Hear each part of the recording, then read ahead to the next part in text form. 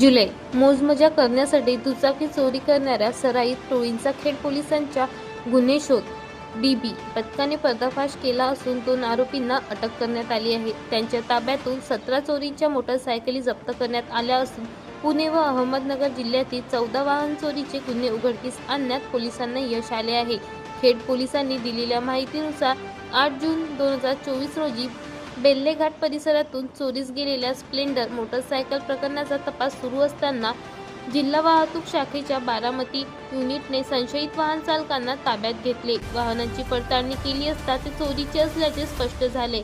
त्यानंतर खेड पोलिसांच्या गुन्हे शोध पथकाने सखोल तपास करत 2 संशयित आरोपींना अटक केली। चौकशी दरम्यान आरोपींकडून 17 मोटरसायकली हस्तगत करण्यात आल्या। या कारवाईमुळे खेड, शिक्रापूर, मंचर, पारगाव, वडूज व म्हाळुंगे MIDC पोलीस ठाण्यांमध्ये दाखल असलेले 14 वाहन चोरीचे गुन्हे उघडकीस आले आहेत। चोरीच्या वाहनांचा वापर मोजमोजा करण्यासाठी केला जात असल्याची माहिती तपासात समोर आली आहे।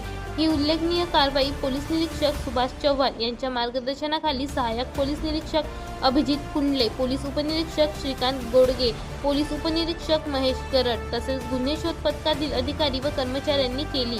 या कारवाईमुळे वाहन चोरी करणाऱ्या टोळींचा पर्दाफाश होऊन अनेक गुन्ह्यांची उकल करण्यात खेड पोलिसांना यश मिळाले आहे।